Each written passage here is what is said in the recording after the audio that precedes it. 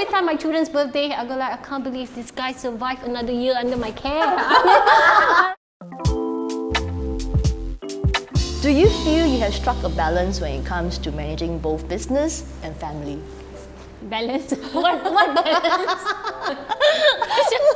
So every day is a different story. Every day you wake up as a mom and business, both is uncertain, right? Because you don't know what you expect. So every day I wake up, I'm gonna be brave today. Today my children might call in sick and I have to pick this guy up from school and then I have to tell them, but I will be brave. I can do this. So I think that it's more about adjusting and adapting to situation, because it's not possible to think that everything is fixed in stone, what's going to happen for the rest of the day, because things can just change 1 second. Yes. Your child can just be sick and that's it. The whole day work is off. I need to go to the doctor. Yeah, the fever comes as a surprise and it's not a nice one, but okay. And then so I'm thinking that for me it's struggle. I've learned to accept that it's okay to struggle. That's what makes you human. That makes your life, fruitful. There's color in your life still because something's happening. Can you imagine people whose life is mundane, every day, same thing? I don't want that life. Yeah, that person has no challenge, but I don't want it. So I think struggle is a way to help me grow and to help me adjust certain parts. I realize every time I struggle, there's certain parts of my life that I start to adjust to make it better, and that's how we all eventually, happy and get to where we want to be. So that's the thing, how I handle my struggle. And I will admit it, tomorrow I will definitely struggle. Next week, definitely. Pick any day of the year, there's always at least one struggle. But knowing that at the end of the day you overcome it, you go like, that's an achievement, right? Oh my God, I survived my son's fever vaccination day 1. Yes! That's a true. Every time my children's birthday, I go like, I can't believe this guy survived another year under my care. He's alive. That's an achievement. That's what my husband always say. The child's birthday, celebrate the mother first. Because she didn't kill her son. She did not. I guess I'm like, oh well, okay. Other areas. The same. We will never have a balance. Yeah, and every day is really a struggle.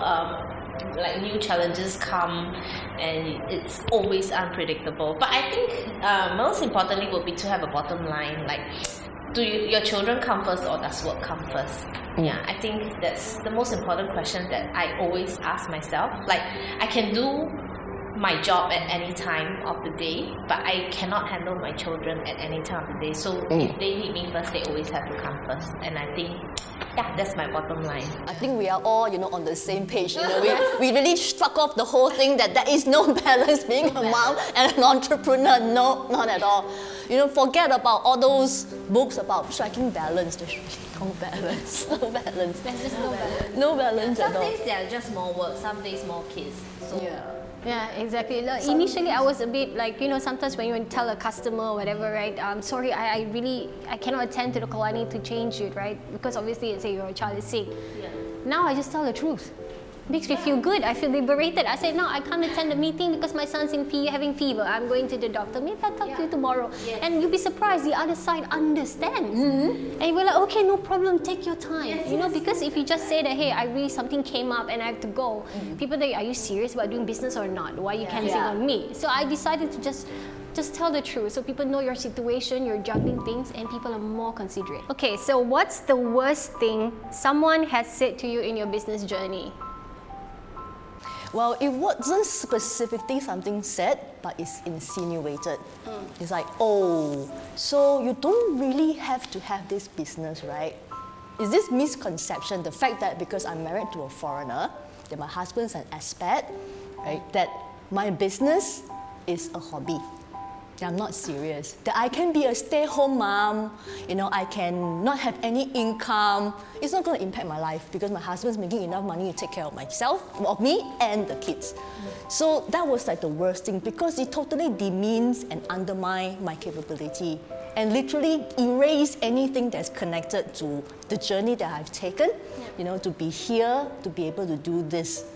Yeah. So, and that was like the worst thing. Well, I was really angry. But I tell myself I couldn't blast at the other person. But I do get that quite a lot. Yeah.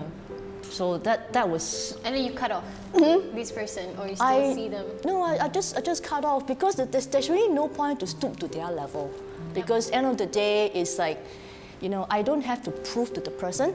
I just need to know that, you know, I achieve my personal credit to where I am based on my hard work, and I don't need that validation from this person anyway. No, Yeah. exactly. Or from anyone, or anyone around. It's not about you, it's everybody. Yeah. So Stephanie, how about you? Yeah, it just happened recently. This person was trying to sell me a loan for my business. A loan? A loan, Okay. like kind of like a finance.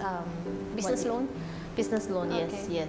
So she was like looking at my sheets and she was like, oh, do you do this as a hobby? Then I'm like, no.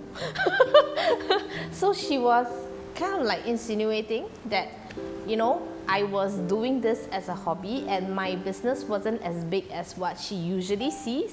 It was a professional meeting, but she asked me straight in the face, like, if this was a hobby for me.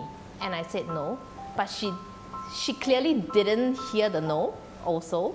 And then she carried on to say, like, you know, like next time if you kind of like are done taking care of your kids and you feel like growing the business more, maybe you can give me a call later on. I was like, okay, fine, but I'll never call you. Right? That was nasty. Yeah, but she didn't mean to insult me also. I think, yeah, she didn't do it on purpose. But it really just also got to me lah. But obviously I just shut up and end the call and not continue any conversation with her. Yeah. Yeah.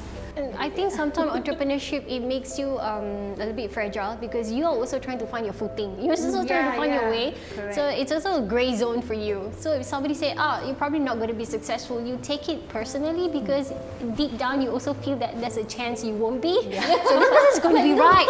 You know, she's going to tell me end of the day, see, I told you so. You know, so it's always that fragile, of course, lack of confidence, uncertainty, and things like that. So for me as well, just imagine the first business I wanted to do was like telling people I'm going to sell hair clips. You know, of all businesses, okay? And then people go, of all businesses, your business is selling hair clips. I say, yes, I'm going to make ribbons. I learned on YouTube. Okay, and then I'm going to make ribbons and I'm going to put on my daughter's head, take a picture and put on Facebook.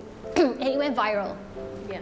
So, but when those people in the beginning that says, oh, you're not going to make it because you don't have a business acumen, you don't have business degree, and you're still a stay-home mom. But that business went on to 6-digit figures. So we were supplying Toys R Us, Metro Jaya, Parksons, all within 2 years. And investors came in the second year. And that's when finally I felt that maybe I'm a real business person. But you realize that those people in the very beginning who try to pin you down, some way, one way or another, when you're really successful, they come back. But instead of coming back with a negative approach, this time they want to be in your good books. And that's why you can make your calling, because I always want to tell people forgive, but they don't forget. So you have to remember that at some point, if you try to break down the spirit of a person trying to aspire to become a better version of herself, it will be held against you, whether you like it or not. And one day, maybe there's a contract I have that you want, okay, to do collaboration, and maybe for no reason I would tell you I don't choose you. Too bad. Not out of spite, but because Not out of spite, but because I feel it's more deserving for people who think they believe in my business every step of the way. They deserve that more than I think suits you. But I wish you all the best. You know, no grudges there, but all the best. But I think it will happen, and that's what we should tell the mompreneurs out there, right? Don't expect everybody will cheer you on. Yeah. But it's okay. Take with a pinch of salt, see where you can improve, and just don't take it too hard, because if not, you also cannot progress if you think too much about what he says, what she says, what she said, what Simon says. I don't know. Okay, so that's what I think. It's the best thing that has happened in your business journey. I think for me, the business journey, it's not as crucial as the benefits that it has provided for me. Yeah, like in terms of giving me the freedom to be able to be with my children whenever I want to, and choosing when I want to work and when I don't want to work. I think that has been the greatest blessing for me throughout this business journey. For me, just a few months back, I've just been told that a weekend workshop that I did prevented a lady from killing herself. I feel a bit emotional now, because it has never occurred to me the things that I do can actually impact a life this way. So thinking back, I feel happy, but I'm also very, very touched because no one has ever come to me and say that, you changed my life. I didn't set out to change life, I just set out to just help as many people as I can. So that's like a big pat on my shoulder that, hey, you have, and also big encouragement, I have to keep going on. You saved a life. Yeah. That is story of a ripple effect. Yeah. How one person, every single one of us, has that power actually. It's either we want to use that power or not, and if you do, you never know. Today is one person, tomorrow is another person, next year another person, and by the end of your lifetime, so many people would have said, oh, you changed me, and that's really rewarding to know.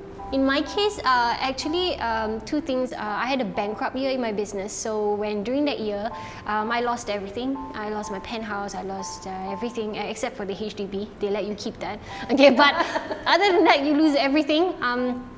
And then I had to resell cosmetics, to earn income. I was bankrupt for about 18 months. And then after that, when I started making some money on the side, I thought to myself that if I can still survive by reselling makeup, maybe other moms would also be able to do the same. So, and I had this idea, and I was putting in some small money to build the technology. And I met a stranger, and he told me to share my idea with him. And I told him about, hey, if we enable this technology, a lot more moms can start their online business, leverage on social media, and basically start earning income from transactions. So we pay commission from the beauty partners, and then they can earn every time they promote a product that they like. And he gave me $500,000. And he told me, develop it. And it's been 5 years since we run the business, and we have 20,000 women there. And that's why I go like, okay, all those hardships of building this company, all those heartaches, headaches, decisions I have to make, meeting with stakeholders, shareholders, it's worth it because it's a job that brings meaning to other people. So that's the best part about my business journey.